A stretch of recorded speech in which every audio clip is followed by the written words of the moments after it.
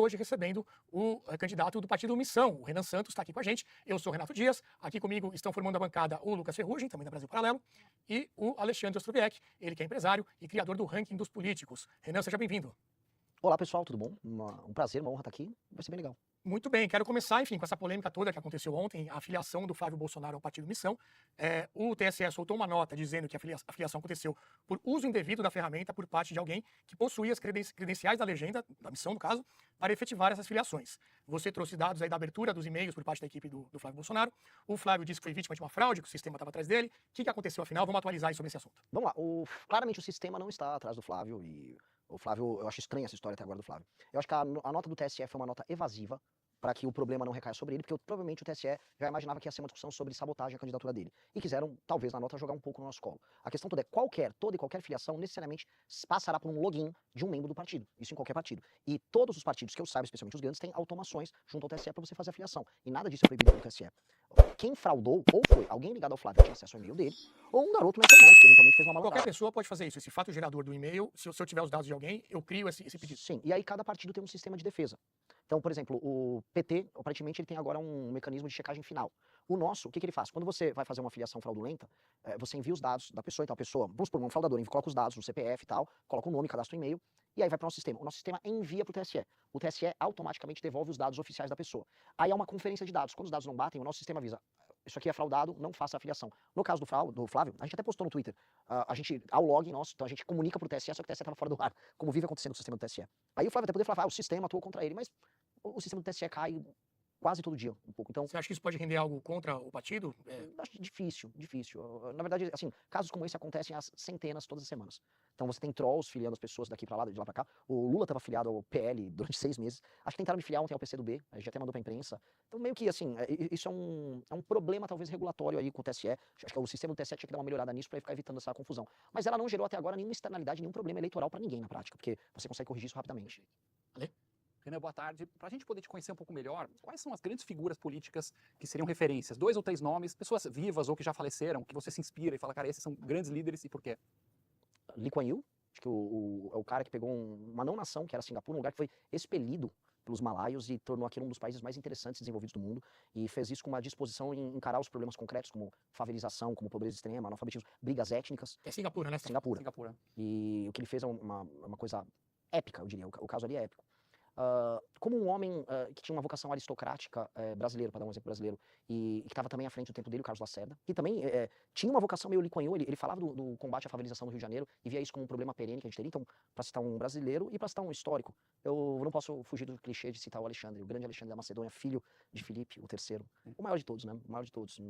Nenhum outro grande líder político vai se igualar a esse cara. Esse cara foi uma força da natureza. O Lee Kuan Yew, realmente, assim, eu tive a oportunidade de estar em Singapura, é incrível o que os caras fizeram, tem muitos méritos. Por outro lado, ele teve uma pegada autoritária importante, ele colocou mais de 100 pessoas na cadeia, ele deixou 23 anos um deputado na cadeia sem julgamento. Então, assim, acho que com certeza tem muita coisa admirável, mas até que ponto você se espelharia e aonde você desembarcaria do projeto dele pensando em Brasil? O Lee Kuan Yew, primeiro, o caso lá é um caso, não é que ele surge como uma democracia, ele subverte a democracia. O país surge num regime que é em grande parte idealizado por ele. Foi um regime, em alguma medida, autoritário, em alguns pontos. Só que o que ele fez, e aquilo termina com uma transição para um regime aberto, o que ele fez, a transformação de nação, em termos de administração pública, aquilo é memorável. O problema de eu pegar o caso dele só citar esses elementos, é que aí eu não vou poder citar nenhum grande homem do passado, que viveu em regimes. O Alexandre tinha escravos, então, eventualmente, eu vou ficar preso nessa discussão do tipo, o Júlio César não pode ser citado como homem público, ele tinha escravos, ou ele matou muitos gauleses. Então, naturalmente, o Lee Kuan Yew participou de um regime que tinha essas características, mas a execução de políticas públicas e a vocação transformadora foi algo impressionante. Eu posso citar o Roosevelt. Assim. O Roosevelt é um grande exemplo de um grande executor que criou aquilo que a gente chama de Estado americano moderno. O Roosevelt foi um homem também que estava à frente do tempo dele. O Hamilton, nos Estados Unidos, que por mais que não tenha sido presidente, foi isso também. Secretário de Tesouro, né? Exato. Agora, todos eles foram homens do tempo deles, né? E a gente pode pegar coisas que nós, no nosso tempo, podemos, às vezes, incorrer no anacronismo. Não é o caso do Lee Kuan Yew. Porque César e Alexandre são grandes nomes, mas seria anacrônico exigir deles democracia. E Lee Kuan Yew, na década de 60, a praxe da melhor prática mundial era a democracia. Eu entendo que ele foi um homem do possível. Mas a pergunta é assim, como inspiração, trazendo para o Brasil, aonde que você romperia com ele, claramente? Não, a qualquer elemento autoritário. Agora, a capacidade de execução, a imaginação e a vontade de ação, temos que ter. Temos que ter. E eu acho que ele teria sido um grande homem em qualquer democracia. A questão do Lee Kuan Yew é que ele criou uma nação. Ele é um pai fundador de uma nação. E ele entregou depois uma nação que se tornou livre. O processo de tornar uma nação livre, veja, ele passou, uma nação que tinha sido humilhada no conflito por japoneses. Ele tem que unificar três etnias diferentes. Então, houve um elemento de centralização, mas ele foi pai fundador de uma nação. Então, eu também tenho que levar isso em consideração. Dito isso, ele entregou hoje uma nação em que todos os grandes problemas foram encarados. Eu acho isso uma coisa impressionante. Porque a gente perdeu aqui, e aí, em grande medida, o dito Ocidente, perdeu grande parte da sua capacidade de agir. A gente não consegue agir nem fazer coisas. E mais, a gente está vindo ao Oriente fazer coisas, né? As coisas não estão acontecendo mais no Ocidente. E aqui no Brasil, mais ainda. Aqui no Brasil a gente não consegue fazer nada. A gente não consegue agir para nenhum tema que importa. Então a inspiração dele, que é uma inspiração central, é preciso fazer coisas, e preciso fazer coisas rápido. E ele talvez foi o cara que fez mais coisas mais rápido no último século. Renan, boa tarde, obrigado pela presença aqui hoje. Eu quero pegar esse gancho de Ocidente para perguntar como é que está também a sua cabeça ideologicamente falando hoje, né?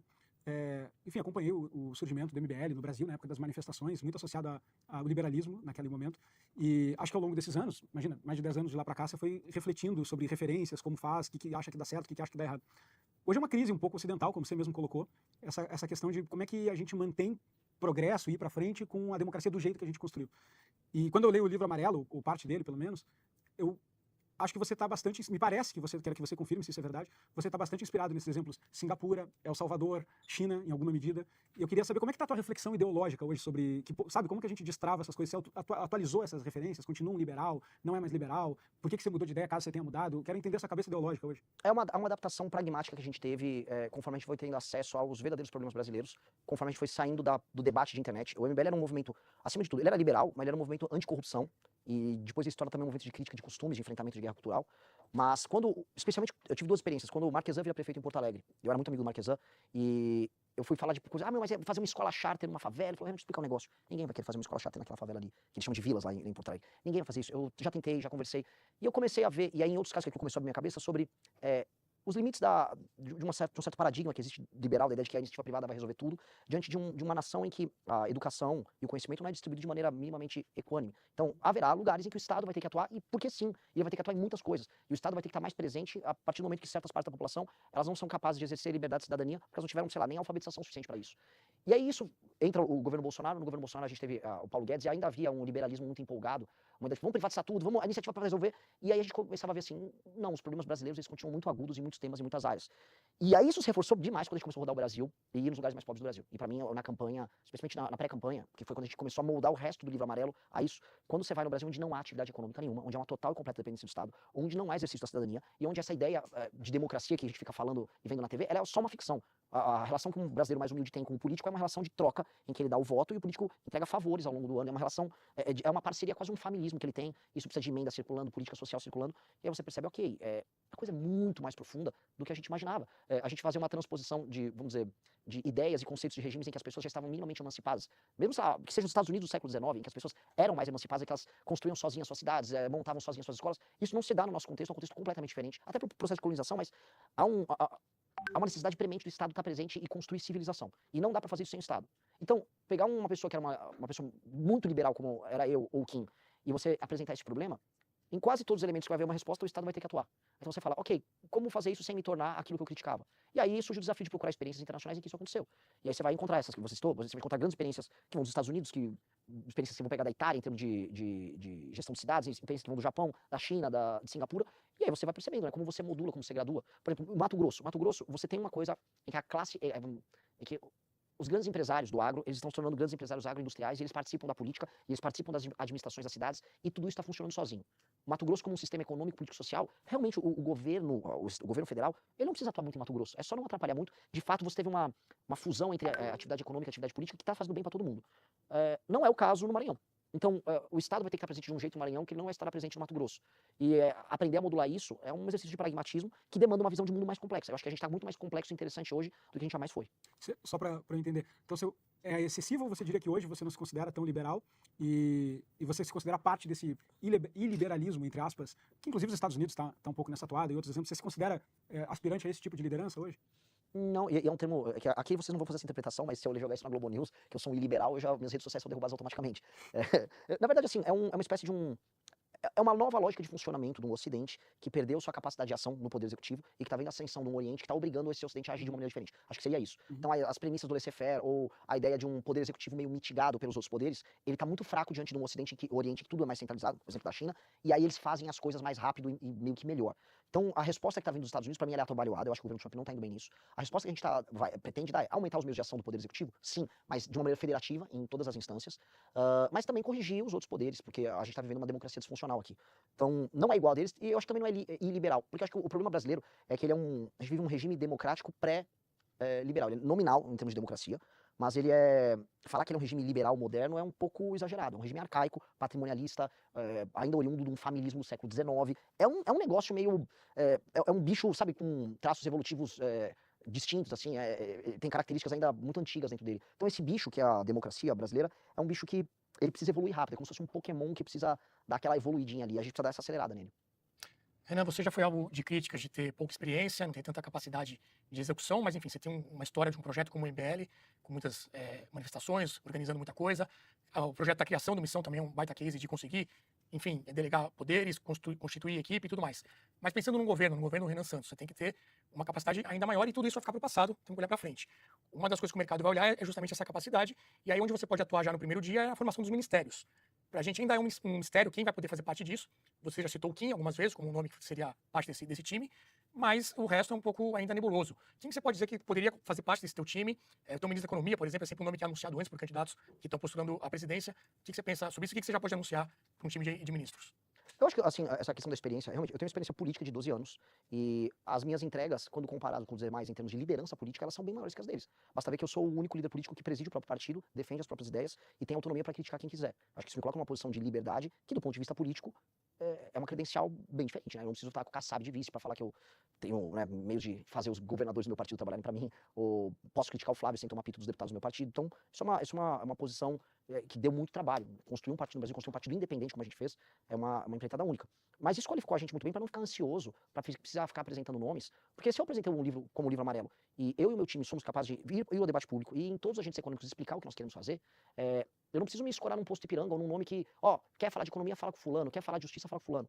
Não, nós temos que ter lideranças completas e trazer as pessoas para tocar um projeto que já foi discutido previamente pelo partido. Eu acho que essa mania que existe na política brasileira de ter que se escorar nos nomes é porque os partidos não fazem o trabalho prévio de construir programa, e aí, para a sociedade ver que existe um programa, você tem que apresentar uns rostos. Ah, entendi, ele vai pegar um economista naquela linha para o Ministério da Fazenda. Ah, não, o ministro da Justiça é naquela linha. Não, qual é a linha do partido? Qual é a linha do candidato? Então, a ideia da gente não estar ansioso é a ideia de nós podemos ir para o debate público, tratar de todos os temas, sem precisar se escorar. Então, por exemplo, houve um debate ontem bem interessante que aconteceu num evento do IFL, que é Caminhos da Liberdade, ontem. Fórum da Isso. Liberdade. E aí, no debate que teve os coordenadores econômicos de 4 campanhas. A gente mandou o João Landau, ele é filho da Helena Landau, da Vista Capital lá no Rio de Janeiro. Cara brilhante. Ele se sente muita vontade com o Livro Amarelo para trabalhar. Eu falei, vem, ele tá ajudando a montar o time. Se ele vai ser ou não esse será o ministro da Fazenda, é uma coisa que a gente tá discutindo sem ansiedade. O importante é que ele pode sentar para debater, defendendo um sistema de ideias coerente que ele concorda. Eu acho que a gente poder fazer isso já é um salto também. Então, eu não fico muito ansioso em precisar apresentar Em isso. termos de estrutura, número de ministérios, você já tem isso na cabeça também, não? Isso a gente vai apresentar num evento não na semana que vem, a outra. A gente vai mostrar como vai ser o desenho de ministeriado. Porque uma das coisas que a gente antecipou, por exemplo, segurança pública e justiça, a gente vai juntar. Ministério da Fazenda vai ter um papel principalmente focado nas reformas estruturantes na parte de orçamento, muito claro, mas a parte de gestão pública, e aí a gente vai juntar previdência com trabalho, com planejamento, com infraestrutura, com cidades. Esse seria um super ministério que ficaria no próprio Palácio do Planalto, que seria o grande ministério das reformas do Estado brasileiro.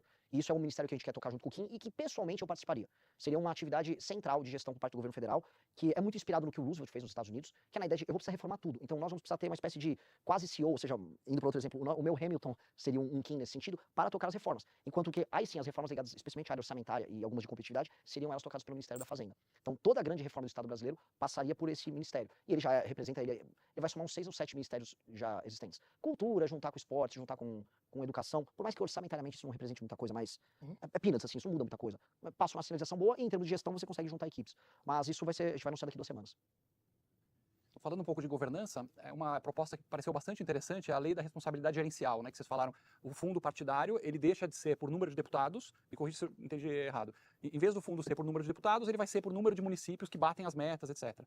À primeira vista, um contraponto é que o Missão, ele, se tudo der certo, vai eleger alguns deputados agora, porém, prefeituras vocês têm 0. E o Centrão, que é o que você mais critica, vai ficar com todo o dinheiro. Então, essa proposta gerencialmente parece interessante, mas, por outro lado, ela reforça ainda mais o Centrão. Então, vocês já chegaram a pensar por esse ângulo?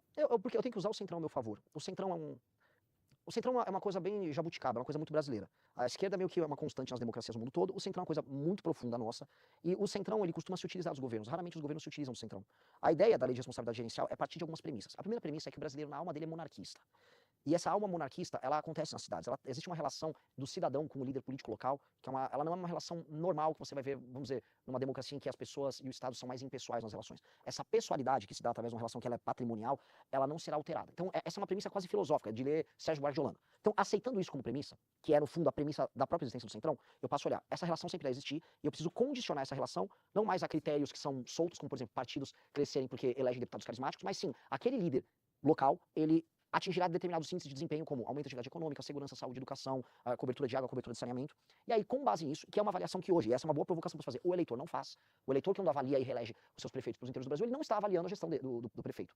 Apenas em casos muito agudos, tipo, não está atendendo nada aos postos de saúde, sabe, quando a coisa bate na parede, assim, de vez. Mas, não, para os casos, os maus prefeitos são reeleitos, porque eles também compram os votos do eleitor. Ao estabelecer esses critérios, a gente qualifica a relação, porque haverá um ente, que não o próprio eleitor, que vai avaliar de maneira objetiva o desempenho desses prefeitos. E ao fazer, ao você gerar uma pressão nos partidos, por exemplo, o PSD do Kassab, que tem muito prefeito, ao invés de focar apenas em usar o prefeito como instrumento de execução de emenda a serviço do deputado, a base política, a base estratégica dele passa a ser corpo técnico sólido junto a prefeitos para bater meta, e as metas oferem a pontuação, e aí o PSD do Kassab passa a ser um partido, se ele conseguir bater muitas metas, útil para a democracia.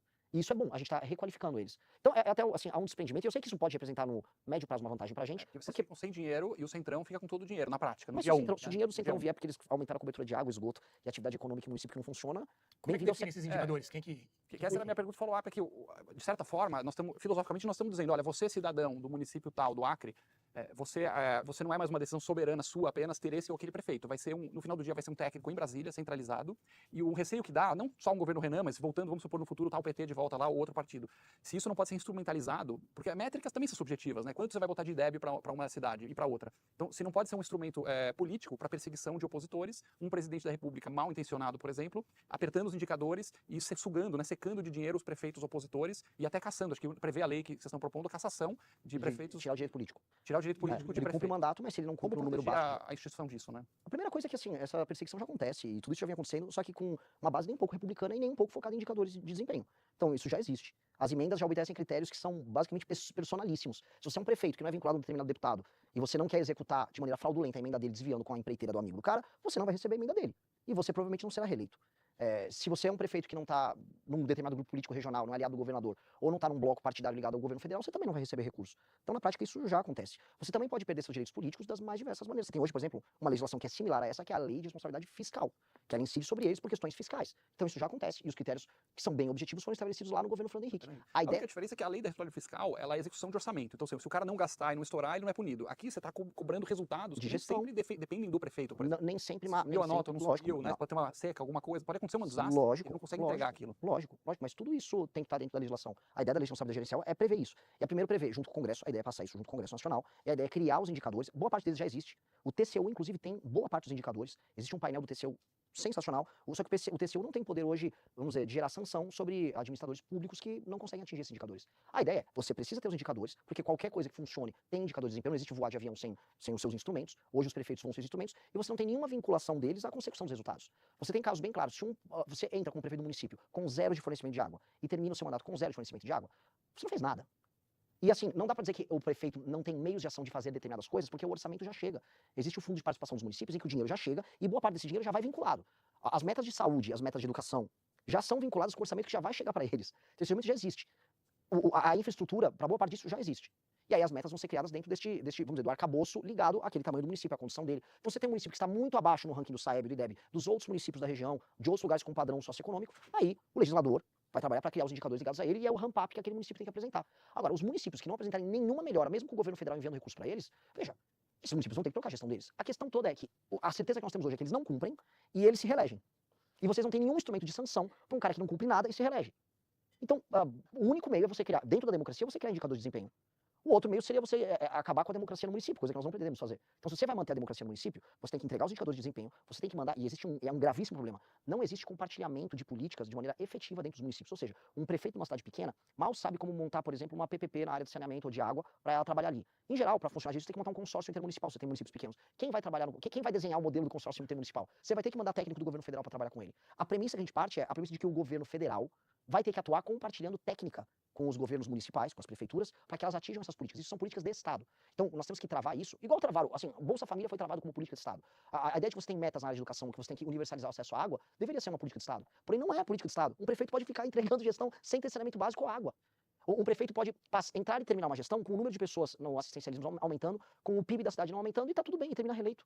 Então, se você não tiver esses critérios, criar as vinculações, e aí isso passar por lei, dentro do Congresso, e ser transparente para a sociedade civil inteira poder acompanhar e cobrar, você vai ter o que a gente tem hoje, que são municípios fantasma do ponto de vista da gestão e do orçamento. E isso está sendo horrível para o Brasil. Renan, quero sair do papo técnico sobre o Brasil e entrar numa questão de representação de valores, eleitorado, militância. Você tem uma longa história política aqui no Brasil já, né? Já dá para dizer que é longa. E um ponto de fricção que eu ainda noto para parte da direita adotar seu nome como tá aqui meu candidato, vamos lá, é o histórico todo com o bolsonarismo, vamos dizer. Então, você foi um dos que mais cedo rompeu, talvez, acho que talvez o que mais cedo. Primeiro, talvez, de grande movimento na direita, rompeu com o bolsonarismo, de forma bastante enfática, não só um rompimento técnico e moderado. E ao longo desse período todo, você manifestou N crítica aos líderes desse processo, mas não só aos líderes, né, algumas vezes aos eleitores também. E eu queria saber o que você pensa disso, assim, hoje, né? Tem uma certa acirramento de clima entre as duas militâncias. O bolsonarismo continua tendo uma militância muito forte, a Missão também passa a ter uma militância forte hoje. Você tem alguma meia-culpa ao longo desse processo em relação ao eleitorado? Acho que você já deixou as suas desavenças com os líderes muito claras em N oportunidades. Mas eu queria saber como é que você está entendendo, assim, ao eleitorado, eu vou dar você... Chama de gado. O gado eleitoral, que você fala, o cara é o gado, o cara é isso, as lives, etc. Rodou N vídeos, cortes ao longo desses anos, né? E eu tô curioso para saber como é que você entende essa conciliação hoje em relação ao eleitor, que não faz parte de deputado, senador, não é nada disso. Eu tenho que ser maduro a ponto de dizer que até certas críticas que eu ainda faço, não só ao eleitor, mas aos agentes políticos, às vezes eu passo do ponto. Mas eu tenho que ser honesto o suficiente para dizer que eu tenho que sustentar as críticas que eu fiz no passado. E não apagar as coisas que eu fiz no passado, nem as lutas que eu tive no passado, que ainda não foram necessárias para ser quem eu sou hoje. Então, eu disputei com um eleitor bolsonarista, não só com o líder, mas com um eleitor bolsonarista, porque eu acho que ele estava errado nas posições dele. E eu acho que isso carrega em si uma virtude. Porque o eleitor também ele tem posições, ele também vai me tratar de maneira desrespeitosa. E eu vou responder ele. E eu acho que isso faz parte de uma troca. E a troca nem sempre é uma troca simpática, ela vai ser antipática também. E ela, às vezes, precisa ser antipática. E eu não posso negar todas essas coisas que foram feitas, porque eu defendo, e o meu grupo defende de maneira muito apaixonada as posições que nós tomamos, e nós consideramos que nós estávamos certos em todas essas brigas. Eu acho que o bolsonarismo foi um câncer para o nosso campo político. Acho que o bolsonarismo é um câncer. Essa eleição é uma eleição que foi desenhada para o Lula vencer por causa da candidatura do Flávio Bolsonaro. E eu acho que ainda tem pessoas que acreditam nisso. Eu acho que tem eleitores que estão dentro dessa ilusão. E eu acho que isso faz um mal danado. Eu acho que a gente parou de discutir dentro da direita brasileira luta contra a corrupção. A direita brasileira não defende, tirando nós e alguns elementos do Partido Novo, não há mais discussão sobre luta contra a corrupção dentro da direita. Muito pelo contrário, a direita brasileira entrou num cinismo colossal. Vale tudo se você estiver defendendo o Bolsonaro. Acho que não há discussão sobre propostas, não há nada, não existe um programa bolsonarista, já não existia. E aí, quando surgiu a muleta o Paulo Guedes é o nosso posto Ipiranga, isso foi uma muleta que facilitou qualquer coisa. Hoje, qualquer um pode ser um posto Ipiranga para qualquer coisa, mesmo que em termos valorativos isso não signifique nada. Não há debate intelectual, há apenas simplificação, meme. E aí, o que aconteceu, que é uma coisa que a gente previa, é que o bolsonarismo ia ser comido pelos seus, igual o Cronos, né? Ele vai ficar devorando os filhos, mas uma hora eles vão matar ele. Que é o Nicolas, que é a Michelle, né? Que agora são os próprios pós-bolsonaristas procurando a independência e tentando destruir eles, usando as mesmas práticas deles. Que foi uma coisa que a gente nunca fez. Quando a gente enfrentou o bolsonarismo, nós fomos muito claros. A gente, de cara limpa, eu não gosto de você, eu acho que tá errado, isso aqui você tá roubando, isso aqui tá sendo autoritário, você me xingou, eu vou xingar de volta. Esses outros caras não falam na cara, esses outros caras são cínicos, são mentirosos. É uma morte que eles estão tentando construir do bolsonarismo, é uma morte silenciosa. Um sufocamento lento. Igual aquela cena acho que no Resgate do Soldado Ryan, que um soldado, acho que o alemão mata um americano e vai colocando lentamente uma faca na goela do cara e fazendo É isso que eles estão fazendo com o bolsonarismo. Mas aí você voltou pros líderes, né? Pergunta. Mas pro eleitor eu falei, eleitores eu queria mesmo, saber, né? mas do eleitor isso foi claro. Do eleitor eu não apago nada do que eu disse. Aquilo fui eu naquele momento, assim como o eleitor nos chamava de vocês são drogados, esquerdistas, comunistas. Eles me xingavam Hoje também. de PT Júnior que chamam. De PT É Júnior. ridículo, né? É isso, eles chamavam todas essas coisas. E eu vou respondê-los. Eu não vou virar e fingir que aquilo não aconteceu. Eu não vou fingir. Eu vou lutar de volta. Eu só existo. E como é que tá seu coração hoje com o eleitor, repito, não os líderes, o eleitor bolsonarista? Eu preciso convencê-lo do erro dele. O meu vice é justamente a representação disso. O meu vice era um cara que achava que eu era um comunista em um determinado momento. Achava que eu estava errado. O meu vice chegou em algum momento até a ir nos acampamentos após a eleição de 22, achar que era uma luta cívica. Aí ele percebeu ali, da virada, tem algo de errado acontecendo, não tem nada a ver com isso. E aí ele se alterou. Eu tenho que ser generoso com eles, porque eles são eleitores. Eu não vou incorrer numa coisa que o jornalismo faz, que é achar que eles têm tipo, uma marca da maldição. Eles não são democráticos. Não, cara, em grande medida, eu fui alvo ontem de uma manifestação de estudantes de direito lá em São Francisco que eu não posso fazer um ato ali na frente. E eles não têm uma marca do autoritarismo. Não, aquelas pessoas, elas estavam enganadas. Em alguma medida, elas foram engambeladas e elas entraram em surto. Especialmente as pessoas que militavam pelo bolsonarismo na internet. Entraram num surto. E aquele surto fez mal para elas. Eu quero não apenas que elas saiam do surto, mas que votem na gente e que a gente construa um caminho que está muito mais próximo do sistema de valor delas do que o Flávio. O Flávio Bolsonaro representa basicamente a elite política do estado mais corrupto do Brasil, que é o Rio de Janeiro. A gente esquece, assim, sabe, se eu chegar para uma tia do Zap, para falar um termo que você colocou, no interior do Paraná, a tia do Zap é arquetípica, ela tá morando em Guarapuava. né? Ela tá lá, eu apresento pra ela, olha, este aqui é o Bacelar, ele é ligado ao Comando Vermelho, de acordo com a Polícia Federal, e ele era apoiado pelo Flávio. Esse aqui é o Canela, ele era candidato ao senador do Flávio, e a suplente era a mãe do Flávio. Este cara, encontraram metralhadoras na casa dele, ele fez um pacto em Belfort Roxo com o Comando Vermelho. O que ela acharia? Será que aquilo coaduna com o sistema de valor delas? Não coaduna. E, na verdade, eles ficarem repetindo Deus, Deus, família, família, quase como um mantra, manteve as pessoas numa ilusão enquanto eles faziam um negócio como o Bacelar e o Tegar Joias. E eu acho que isso cruzou muitos limites. Eu quero que essas pessoas acordem desse surto. E por mais que eu tenha discordado, tenha sido duro, pelo menos eu fui verdadeiro com elas. Então você quer convencê-los do erro deles, né? Essa tua intenção hoje. Qual foi um erro seu nessa trajetória toda? O que você olha pra trás e fala, puta, nisso aqui eu errei? Eu sempre fui muito colérico. Eu nunca tive grandes erros nem acho que tive erros de intenção, mas eu sempre fui muito colérico na forma. Eu sempre quis inovar demais. Você tá falando erro de comportamento, alguma coisa específica, mas algum fato seu, algum posicionamento? A forma, a política é sobre forma. A forma, na verdade, aquele negócio meio a mensagem. Eu fui muito agressivo já. Eu já acho que eu já passei da linha em muitas críticas a muitas pessoas. Isso é forma, isso é política pura. Ela define, inclusive, a ação política. Então, agora eu falo assim, nós erramos, por exemplo, a nossa estratégia de enfrentamento ao petismo? Não. Ao bolsonarismo? Não. Ao voto nulo em 2022? Não. Postura nossa agora com o Kim Kataguiri na 6x1? Não erramos. Eu acho que os erros de intenção nossos, se rolaram, foram ruins. Confiei demais, fui ruim na seleção de material humano, tem muito SMBL porcaria perdido por aí. Selecionei mal lideranças por muitas vezes, me empolguei com pessoas, erro de gestão, eu como gestor ali, falhei nesse ponto. Comprei brigas que não deveria comprar. Sim, são erros que determinaram alguns atrasos no avanço nosso, mas não impediram a gente crescer. Voltar um pouquinho para a prática aí do dia 1 do ano que vem, Renan. Existe uma questão de governabilidade que você tem sido abordado, né? Muitos dos projetos do Missão são de desmonte de certos arcabouços que acho até super necessários. Por exemplo, a extinção aí de 70% dos municípios do Brasil, coisa que é óbvia para quem tiver um mínimo noção matemática, um golaço sim implementado, mas precisa que você vai precisar de maioria constitucional para a PEC, 300 e poucos votos, de caras que você está pedindo para eles desmontarem a própria base de prefeitos, a desvinculação de receita. Quer dizer, como é que você vai fazer na prática? Para 300 deputados que estão montados nesse sistema, cortar as próprias tetinhas. Isso já aconteceu antes na história do Brasil, história recente do Brasil. O Congresso vota, às vezes, contra o próprio Congresso.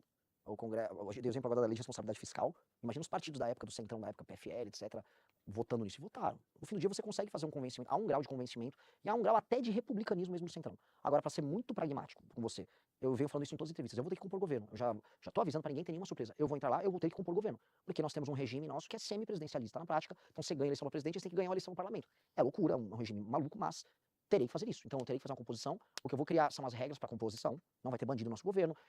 E isso acontece em regimes parlamentaristas. Eu acho que a gente precisa trazer essa cultura para cá. Há de ser feita uma resolução por parte de todos os partidos, que é vinculante sobre as bancadas. Estou compondo o governo, a resolução obriga a bancada inteira a votar na agenda do governo. Senão não tem nenhum sentido o que acontece hoje, em que o PSD do Kassab está no governo Lula, estava no governo Flávio, e vota em matérias do governo, dependendo da matéria do governo. É ou não é governo? Então você precisa criar uma resolução, você precisa amarrar, para ter uma maioria que nunca será uma maioria de PEC. Vai ser uma maioria simples, uma maioria tênue. Bota aí, uma maioria precária. Outro elemento que é fundamental para as reformas... Os principais pontos precisam de PEC, certo? Da tua proposta. Grandes pontos precisam. A lei de responsabilidade gerencial. O PL, imagino, vai estar dentro do governo, o PL da vida à esquerda? Desde que ele não me mande um deputado horroroso para compor. Eventualmente um Rogério Marinho é um cara bom para compor um ministeriado que possa ter o PL participando. Existem pessoas decentes ali dentro. Bem menos do que a direita imagina, mas acredito que mais do que eu costumo vociferar por aí. Então, haverá. Eu terei que ter a engenharia disso e a capacidade de fazer, e já estou avisando de antemão, para não ficar com ilusão para ninguém, para não ficar metendo estelionato eleitoral. Há um outro elemento, entretanto, que é um elemento funcional, sistêmico, que todo mundo vai gostar no Congresso. Especialmente na parte orçamentária e para a gente passar reformas pró-mercado e reformas de ajuste fiscal. As emendas não serem mais determinadas pelo aumento de receita. As emendas têm que ser determinadas pela quantidade de espaço fiscal discricionário que é feito orçamento. Então, a cenourinha na frente do parlamentar tem que ser corte de gastos obrigatórios para sobrar espaço discricionário, que para nós é investimento, e havendo espaço de investimento, o share de emenda deles vai flutuar ali. Então, o Congresso vai funcionar ele próprio como agente fiscal. Isso vai facilitar muito passar PECs, porque uma parte das PECs que a gente precisa passar serão em matéria fiscal.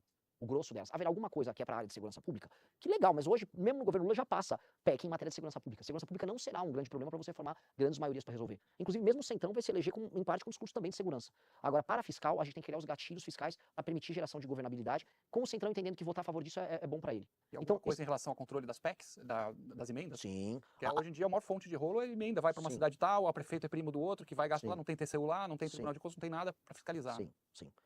É um lucrável na ferradura. Você tem que... Já que hoje, eu falo muito, eu dei uma entrevista recentemente falando isso. Hoje, o deputado, por mais que pareça que ele esteja empoderado por causa das emendas, na verdade, ele é como se fosse uma pessoa que está viciada em crack, é um usuário de crack. Para funcionar o efeito da emenda, ele precisa de cada vez mais emenda. Até porque tem outros deputados da região dele também usando emenda. A chegada da política de redes sociais que faz o custo volta a aumentar para ele. Então, ele precisa muito de emenda. Já que ele está desesperado por emenda, quanto mais eu botar a cenourinha, mais vai funcionar, e quanto mais eu fiscalizar, mais eu vou conseguir adequar, porque todo mundo, e esse é um ponto, veja só como o mundo é irônico. Quem é o ministro que mais trabalha para arrumar a questão das emendas? É triste dizer, é o Flávio Dino. O Flávio Dino hoje, e estou falando aqui na Brasil Paralelo, a gente tem que lidar com um mundo que é complexo. O Flávio Dino hoje é um ministro que combate penduricalhos, que combate super salário, e é um ministro, e é o mesmo ministro que está agora perseguindo jornalista. Aposentadoria compulsória. Aposentadoria compulsória, e ele está indo para cima dos esquemas de emenda. É um mundo muito maluco em que o Flávio Dino está falando coisas boas, ao mesmo tempo está lá justificando a perseguição a jornalista, e estava lá justificando e protegendo os envolvidos no escândalo do Banco Master. É um país muito maluco. Neste ponto, o Flávio Dino me será útil. E eu tendo um bom PGR livre, uma boa Polícia Federal funcionando, a própria fiscalização e a própria punibilização, vamos lá, a criminalização e a punição a políticos que fizeram esquemas com isso, vai começar a disciplinar os de emendas. Agora, o uso de emendas é realmente disciplinado, aí sim, na lei de responsabilidade gerencial, porque a emenda, ela será vinculada às políticas públicas que aumentam os indicadores.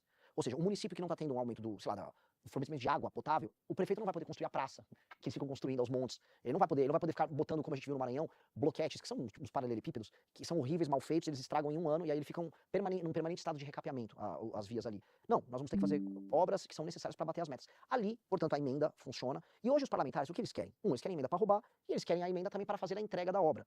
Não vai ter o roubalheira, mas vai ter a entrega da obra. Eu acho que isso faz parte, infelizmente, da cultura política brasileira, e meio que vai demorar pra gente tirar. A ideia do parlamentar executando orçamento virou uma jabuticaba, e assim, a gente só não vai deixar a gente não pode deixar o parlamentar atrapalhar a execução do orçamento. Mas estar lá na inauguração é uma coisa meio ridícula, meio old school, mas já que faz parte, terá que fazer parte.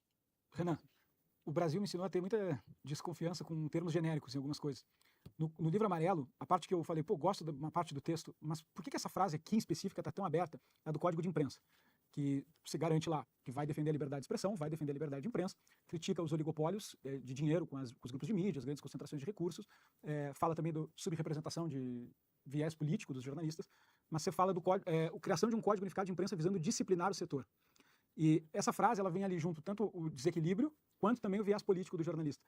Por que essa escolha de usar um verbo aberto para falar de disciplinar imprensa numa regulação? Por que a gente já não botou lá esse negócio como pretende fazer e tal? Qual é a sua ideia exatamente com isso? Porque a gente foi impreciso ali mesmo. Eu acho que não foi o melhor texto. Há um tema que foi muito debatido por nós sobre um novo modelo de imprensa que está acontecendo, que eu até falei isso no Globo News, são as dezenas de milhares de páginas de fofocas, na verdade talvez centenas de milhares de páginas de fofoca regionais que são compradas por prefeituras, que não aparecem na prestação de contas e na transparência da prefeitura, porque elas estão alocadas dentro de agências que são contratadas e ninguém vê o que está acontecendo e elas servem em prefeituras. E este é a grande ascensão do novo modelo de mídia que está acontecendo e que usa dinheiro público, que usa dinheiro de emenda, que no período eleitoral inunda, faz uma derrama de dinheiro para cima desses caras e que basicamente ninguém está percebendo. E isso foi uma resposta que nós estávamos dando a esse modelo de mídia para um momento novo em que a imprensa estava defendendo uma regulamentação de redes sociais draconiana. E eu acho que, para a existência da boa imprensa, esse tipo de prática, que é uma prática hoje que é base do funcionamento do Centrão, tem que ser discutida. Assim como o oligopólio de mídia por parte de políticos que são donos de grupos de emissoras nos interiores do Brasil. Para dar nome aos bois, para ser mais preciso. Não pode o Helder Barbalho ter controle sobre toda a mídia do Pará. Eu rodei o Brasil, mesmo em estados com lideranças políticas, vamos dizer, divisões muito contrárias à minha, no geral eu conseguia falar num grupo aqui, ali. No Pará, que é o caso mais agudo, eu não conseguia em lugar nenhum. Nenhuma rádio me recebia, nenhuma TV me recebia. E aí eu já foi na fase final agora da pré-campanha, em que eu estava indo à TV. E aí quando eu fui no SBT, foi eu citar o Barbalho, a entrevista, pois é, muito obrigado, vamos pro... Todo mundo sabe que acontece isso, todo mundo sabe que isso é um problema. Eu acho que mantém totalmente a liberdade de imprensa. Será que interessa pra gente, a indústria da compra de páginas de fofoca para determinar eleições nos municípios sem nenhuma transparência? E dois, políticos donos de grupos de comunicação nos seus estados? Eu acho que a gente tem que ter, no mínimo, essa discussão. Se a Globo é gigante, deixa a Globo ser gigante. Aí a competição, a Brasil Paralelo é um grupo que entrou para competir, que todos possam competir entre si. E todos tenham o seu discurso, tenham a sua liberdade garantida. Agora, tem muito dinheiro público político sendo usado para interferir no processo de formação de consciência das pessoas da maneira mais baixa possível, sem nenhuma transparência. E ninguém debate isso. Ou a gente vai aceitar que o Pará é do Barbalho. Pará é o dinheiro público, então. É óbvio, mas no fundo isso aqui é uma regulação sobre o que o dinheiro público, como ele está sendo feito, quem está decidindo que o dinheiro pode ser usado nisso e por que não há transparência nenhuma nisso. Porque a gente falou muito do caso da Mind, vocês lembram disso? O caso da Mind estourou, acho que foi 2023. Tá, mas a Mind era o topo de uma pirâmide. Se eu for para uma cidade no interior do Maranhão, existem 10, 15 páginas de fofoca ligadas à situação, oposição, todas recebendo dinheiro público. Alguém sabe disso? Alguém sabe como chega o dinheiro lá? Alguém sabe se houve uma contratação, se houve uma licitação? Não, é uma agência de propaganda ou literalmente um gabinete que pega uma grana e vai dando... É correto isso? A gente está aceitando? É normal isso? São os maiores difusores de notícia falsa, destruição de reputação, instrumento de campanha. No Brasil, CNPJ é proibido de fazer campanha. Então, eu tenho um movimento político, que é uma loucura, o movimento político, o MBL, não pode fazer campanha para o Renan. Não pode falar, o Renan é uma grande opção. Eu sou multado e o MBL é multado. Dito isso, uma página de fofoca que às vezes tem um CNPJ, está claramente fazendo campanha para alguém, com dinheiro público ainda, e ninguém está olhando para isso. Então hoje eu tenho... Mas o texto é ruim, o texto está impreciso. Mas vê se eu estou certo se eu falar isso. O candidato Renan Santos se compromete que o código de imprensa é para regular a distribuição de dinheiro público para grupos que fazem política disfarçada enquanto imprensa, Exatamente. mas não intervém em editorial de dinheiro nunca independente. foi nosso histórico. Porque o nosso histórico, a primeira ação política do MBL, foi a primeira manifestação, nosso 1º de novembro de 2014, foi por conta de um ataque que a Veja sofreu ali durante a eleição da Dilma. A Veja, a turma do PCdoB, da UNE, destruíram a fachada da Editora Abril, falando que eles eram fascistas, que estavam interferindo nas eleições. Aquilo aconteceu ali, foi a primeira manifestação que a gente convocou, que inclusive deu origem depois às outras que deram origem às do impeachment. A gente sempre foi muito duro contra isso. Até porque essa regulação malandra da mídia é uma pauta clássica do PT. Agora, nitidamente, tá tendo uma concentração de grana, e eu tô falando sempre, eu tô falando muito de pequenos municípios. Isso está interferindo na política local de uma maneira que as pessoas sequer imaginam. As políticas hoje nos municípios de menos de 50 mil habitantes são determinadas por compra de voto e essas páginas e perfis de Instagram administrados por gente que recebe dinheiro público. É uma ditadura da opinião que está acontecendo. A gente achava que as redes sociais iam libertar, e em muitos lugares elas estão oprimindo e comprimindo a cabeça das pessoas.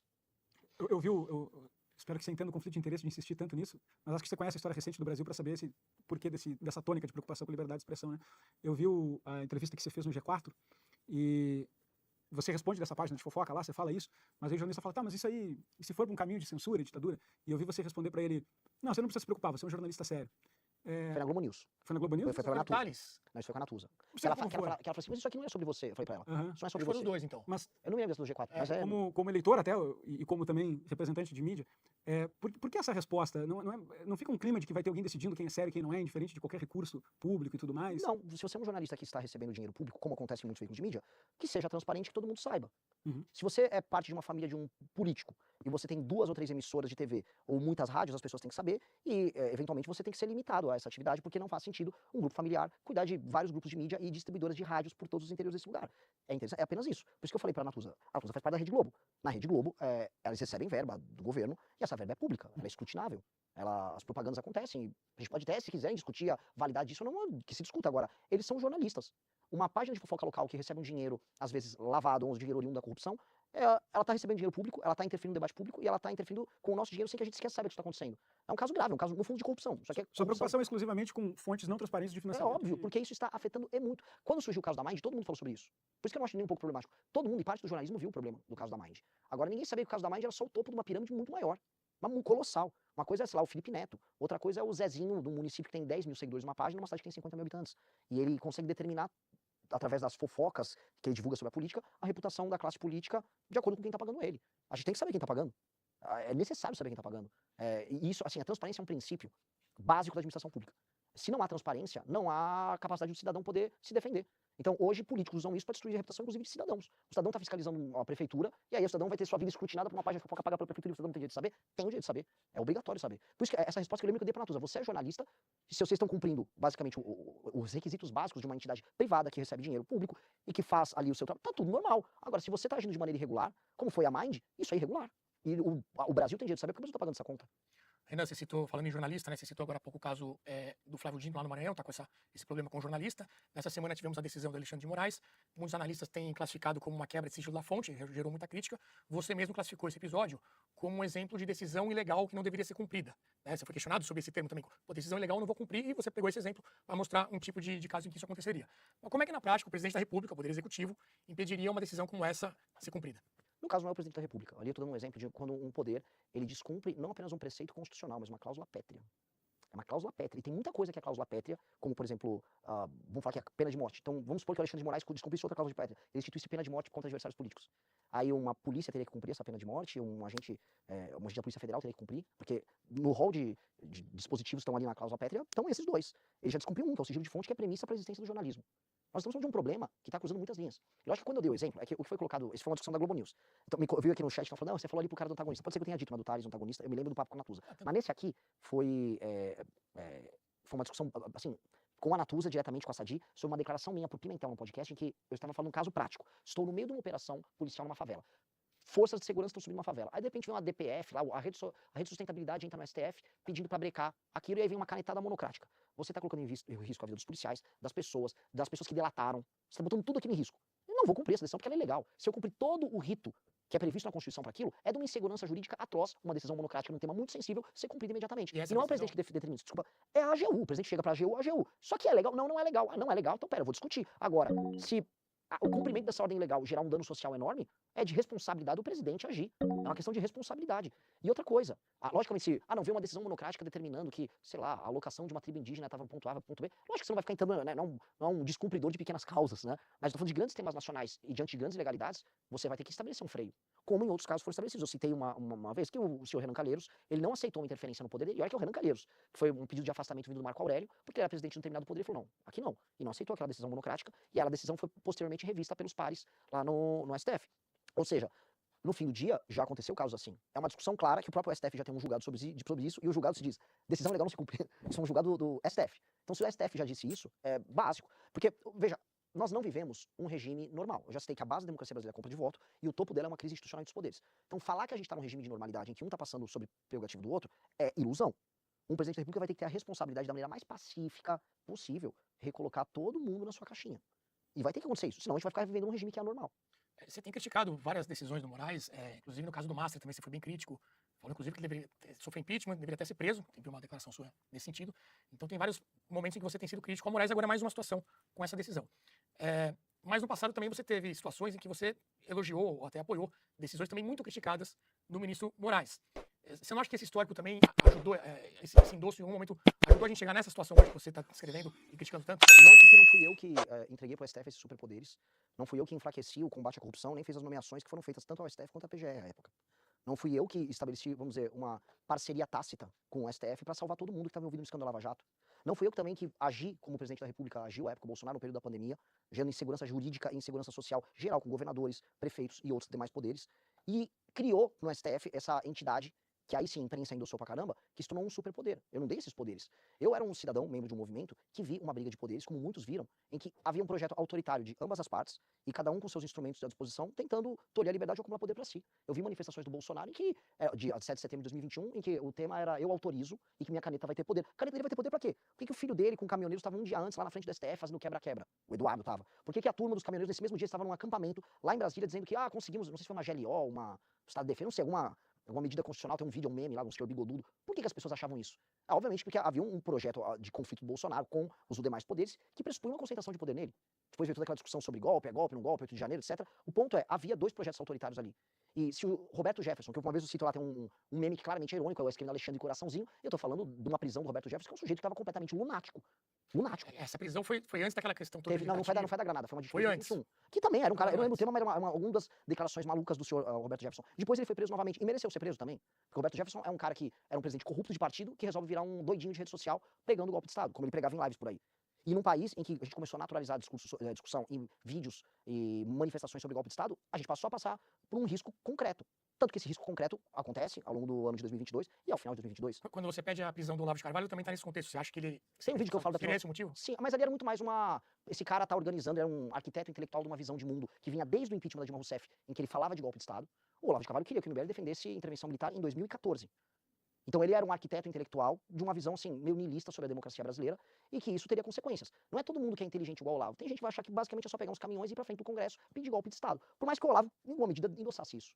Ele endossou isso, ele defendia, ele chamava de uma hora de intervenção popular, depois disse que ele criticava os militares, porque os militares estavam sendo covardes, mas o fato é, ele falou e flertou com esse assunto durante anos. Ele atacou, a gente até se dava bem, ou mais ou menos bem com o Olavo, lá da virada de 14 para 15. Quando a gente fala, não vamos defender a intervenção militar, e quando na segunda manifestação nós entramos com um pedido liminar na justiça para impedir esses movimentos que defendiam golpe de Estado em 2015 para participar das nossas manifestações, aí ele pira, começa a xingar. Aí o xingamento assim, é gay, é isso, aquilo, é ladrão, o PSDB te comprou, e os xingamentos são bem pesados. Ele ficou trabalhando como arquiteto de uma visão, de uma perspectiva, que teve filhos e que acabou quase se concretizando no Brasil. Porque assim, eu acho, e esse é o problema, eu acho que a gente viveu um risco de ruptura institucional muito grande. E agora, a gente está vivendo a outra consequência disso.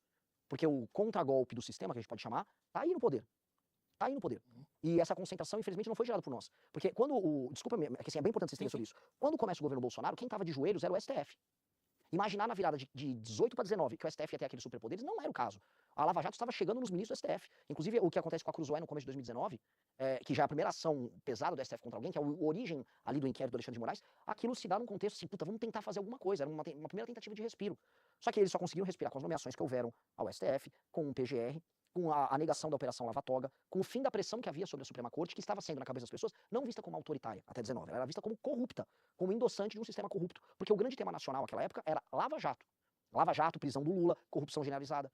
E aqui não se deu. Então, o contexto era aquele. A transformação deles em outra coisa se deu na fraqueza do governo do Bolsonaro. Só para fechar esse arco, então, você acha que aquelas declarações, aqueles apoios, citamos aqui o. Não, aquilo era uma ironia. Era uma ironia de um tweet. Tá, mas você falou que ele deveria ser preso agora. O Roberto Jefferson? É, Com certeza. naquela primeira situação. Em todas as situações. O Roberto Jefferson É. estava cometendo crime sem parar. Você Na verdade, ele já foi citou preso antes. Você corrupto. Citou o Olavo, né, citou também o Eduardo Carluxo, enfim, falou que era. Tomara que seja a primeira de muitas. Teve a caso do Felipe Martins também, que você. Sim, o Felipe Martins. Eu quero citar esse cara aqui porque tem gente que Só fechando, então, você acha que todas essas foram justificadas e que isso não ajudou a gente chegar nesse ponto? Não na forma. Não na forma. Agora, no cometimento de crime, sim. Eu fui vítima da perseguição do Felipe G. Martins. Minha família foi. Dele e dessa turma. E eu e o Movimento Brasileiro ficamos sozinhos na direita vendo essa perseguição. Hoje tá todo mundo virou moda, não, eu sou perseguido político. Houve uma operação política contra nós, que foi comemorada pela direita, comemorada pelo Olavo de Carvalho. Aquele vídeo que eu falo da prisão, tem que prender o Olavo. Um ano antes estava o Olavo comemorando com a turma deles a possibilidade da gente ser preso.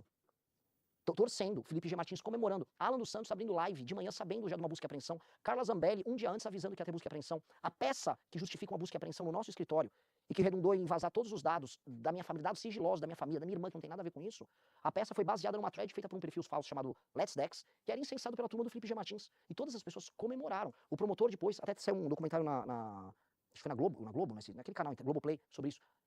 Mostraram uns tweets, o promotor e a esposa do promotor bolsonaristas, assim, muito. Ou seja, houve uma operação política que foi feita contra a gente, pesada, que fez pescaria probatória, que nos expôs, e quem imaginava que com a pescaria probatória ia pegar coisas contra a gente, prendeu duas pessoas que não tinham nada a ver com nada. Destruiu a vida deles, fez outras pessoas que não tinham nada a ver com a FIP, que é uma das instituições mais sérias de pesquisa econômica no Brasil, foi arrolada, tiveram que se explicar perante a justiça por nada, simplesmente por uma questão meramente persecutória. Eram pessoas altamente autoritárias que sim destruíram aquele governo do Bolsonaro. E se eu pegar o caso do Felipe G. Martins, participou das maiores loucuras no final do governo Bolsonaro. E agora quer fingir que é um mártir. Não foi mártir. Se esse cara tivesse poder, eu estaria hoje preso. Ou outras coisas. E outras pessoas estariam presas. Então é uma questão de responsabilidade falar sobre isso. Aquelas pessoas eram altamente autoritárias, aquelas pessoas perseguiram e tentaram destruir a vida de um monte de gente. Mas vamos falar de bastidor. A gente sabe qual é o ódio do Alexandre de Moraes dessa turma? O ódio. O Alexandre de Moraes é igual de briga. Acompanhei na faculdade, brigava por qualquer coisa. Perfis dessa turma, daquela turma do Vaporwave, se não lembrar, 2019, perfis, foram até a filha dele falar as maiores atrocidades. Aquela turma se passou. Alguém tem que fazer uma leitura crítica daquele período. Acho que passamos do ponto. Ir atrás de filhas de ministro do Supremo, especialmente um sujeito briguento como Alexandre de Moraes, e falar atrocidades envolvendo sexo, não ia dar bom. Não ia dar bom. A forma como eles agiram com todo mundo cruzou muitas linhas. Gerou ódios que não são superáveis. Quando você vê sua mãe chorando como eu vi, e tinha uma busca e apreensão, como eu vi todos os dados da minha família expostos por conta dessa perseguição política e esses caras comemorando, eu não vou perdoar fácil. Quando eu vi essa turma toda do Olavo comemorando, eu não vou perdoar fácil. O Alan dos Santos dando risada, eu não vou perdoar fácil. Não dá para entender o sentimento muito claramente, mas fica uma impressão de que são dois grupos políticos de direita em disputa por espaço e um torcendo pela instrumentalização da justiça contra o outro. Não, Essa seria o receio. Não, porque eu nunca instrumentalizei justiça contra ninguém. Nunca, porque Você não, mas você comemorou eu alguém. fiz Parece que eles torcendo para vocês irem Não, eu pra fiz cadeia uma e piada vice-versa. sobre a prisão deles. Se fosse essa a minha postura, eu não estava defendendo agora a dosimetria para todo mundo, inclusive essas pessoas. O Kim Kataguiri votou favorável à dosimetria. Eu não sou favorável à anistia restrita porque crimes foram cometidos. Mas se fosse uma vingança pura e simples, a gente não estava votando como votamos a favorável à dosimetria. E eu vi a público defender isso, até me irrita, porque no âmago eu sinto a raiva, eu sou um ser humano, eu não sou um boneco. Só que aí eu tenho que dividir o Renan Pessoa do Renan Institucional, o Movimento Brasil Livre, o Partido Missão, do que a gente passou. A votação do Kim foi uma votação de dosimetria que é benéfica para todos os envolvidos. E nós votamos assim, todas as vezes justificamos publicamente. Inclusive, até a votação do Kim sobre aquele deputado Daniel Silveira. Nossa votação também, não foi uma votação punitiva de um sujeito que falou atrocidades a nosso respeito à época. Então, institucionalmente, não é essa postura. Agora, a postura no Twitter, a piada, o escárnio, como existia, e o rei disso era o Olavo, o rei disso, do escárnio, da piada era ele, houve. A piada do escárnio houve. Institucionalmente, não. Acho que essa separação é importante. Sair um pouquinho do Brasil por um minuto. Renan, os Estados Unidos recentemente classificou o PCC e o Comando Vermelho como organizações terroristas, né? Inclusive eles fizeram operações na Venezuela sem autorização. Chegou primeira semana de janeiro, na primeira semana o Trump resolve fazer uma operação militar lá em águas brasileiras atingindo o PCC. O que faz o presidente Renan nesse caso? Vocês não foram consultados? Aconteceu? É uma violação gravíssima da nossa soberania. Ele não tem jeito de fazer isso. Ele não pode fazer isso. Assim, o ato dele declarar isso não confere ele poder disso. Na verdade, já teve algumas discussões interessantes. Os Estados Unidos já reconheceram como grupos terroristas, grupos, por exemplo, como o ETA, ou grupos na Europa, e não fizeram intervenções. Porque o argumento da esquerda era muito nessa linha, tipo, já o Trump está interferindo aqui. Acho que essa classificação dá poderes para eles para fazerem outras coisas que não interferir. Como, por exemplo, criar vinculações entre determinadas empresas brasileiras que atuam em mercado americano com o PCC, para dizer que essas empresas que eventualmente concorrem com empresas americanas não podem atuar lá. Especialmente na área de biocombustível, que eles têm uma concorrência e uma briga com a brasileira enorme. E a gente pode ver coisas desse sentido, porque no fundo, para mim, o governo Trump é um governo patrimonialista, corporativista, que joga um jogo muito pequenininho.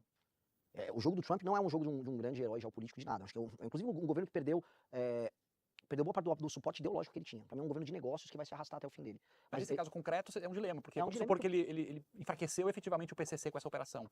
Como que você conduziria na prática Mas assim, esse se eu tiver caso? tropas americanas no território brasileiro, eu tô falando de.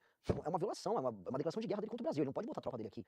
Aí já não é nem isso. Ele pode ter enfraquecido o PCC e ele destruiu a institucionalidade do Brasil. Acho que foi violado, né? Um cara entrou, ó, seu encanamento tá instalado na sua casa, eu vou entrar lá pelado na sua casa pra arrumar um encanamento. É uma humilhação histórica. Aí eu tenho um problema que talvez seja maior que o PCC. Então, é que eu não acho que isso vai acontecer, nem tem um histórico disso, e até o tamanho do Brasil, e a crise internacional de confiança que geraria para os Estados Unidos seria colossal. Eu não acho que isso aconteceria.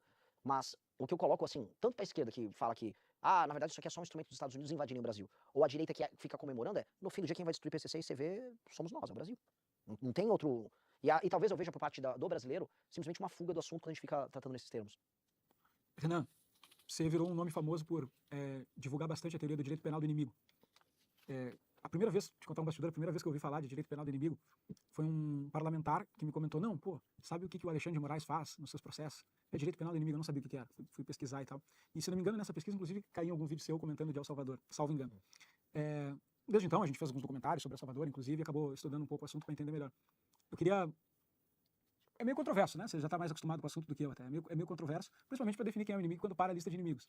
Eu queria entender quem é o inimigo, no direito penal do inimigo do Renan Santos, quem é o inimigo, e como você pretende viabilizar isso também na política brasileira. Eu acho que eu fui o primeiro a falar, não que eu fui o primeiro a falar de direito penal do inimigo, isso é uma teoria gigantesca. O Jacobs, que é o pai dessa teoria, é um dos maiores juristas vivos no mundo, é um criminalista dos mais importantes do mundo, então é uma figura intelectual importantíssima na contemporaneidade, para falar igual intelectual.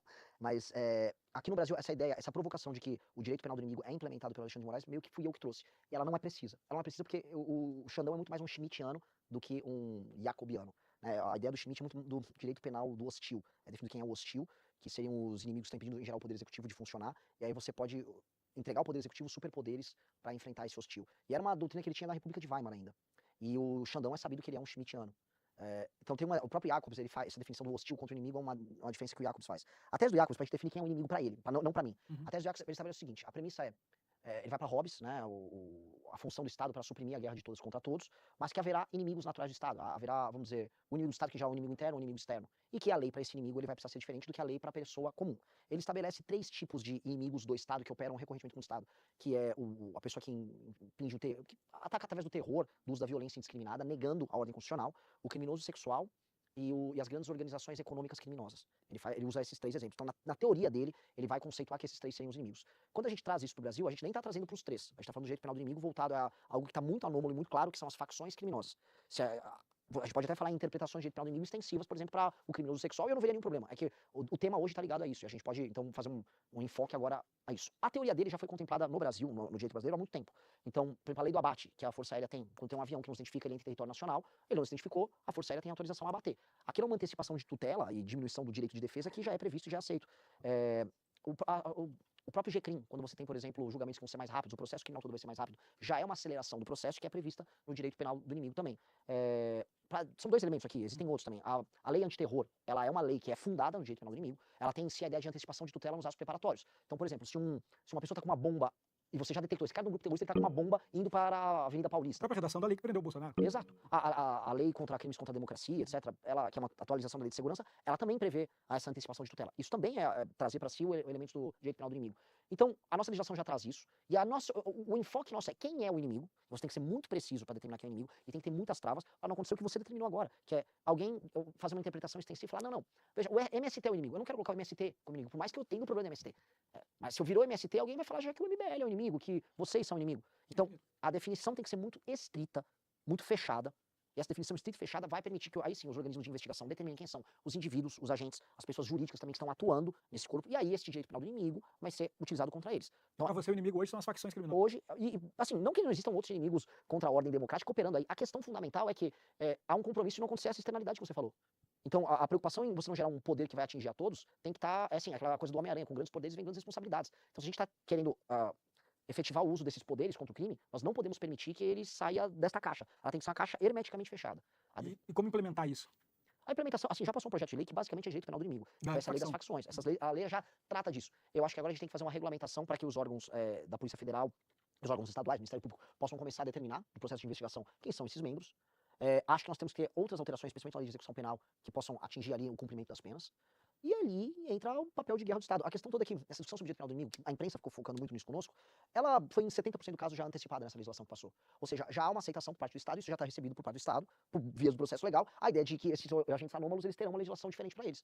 E uma coisa que a gente vai agregar a isso, que precisa ter, são tribunais especiais para julgamento de facções, ou seja, um juiz e um promotor que estão investigando eles não podem tornar público.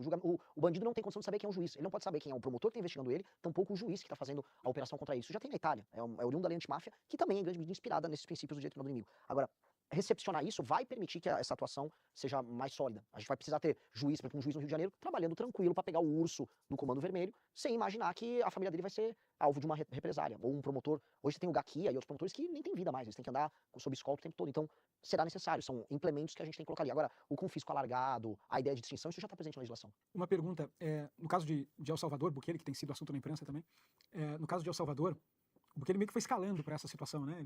No início ele tentou fazer de outras formas e acabou que ele precisou eleger Congresso, substituir todo o Supremo, substituir a Procuradoria-Geral da República e tudo mais, para concentrar todo esse poder. E agora, inclusive, está se reelegendo, né? Vai estendendo essa ideia. Está bastante tempo no estado de exceção, lá sendo prorrogado todo mês.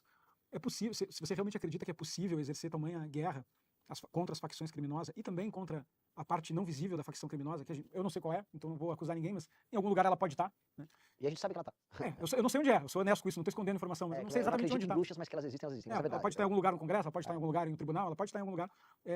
Como que faz essa guerra, principalmente com o seu discurso, que eu acho parecido com o do Bukele nesse sentido, que é, os da direita foram canalhas, os da esquerda são canalhas, vamos fazer um movimento nosso aqui, novo, etc e tal.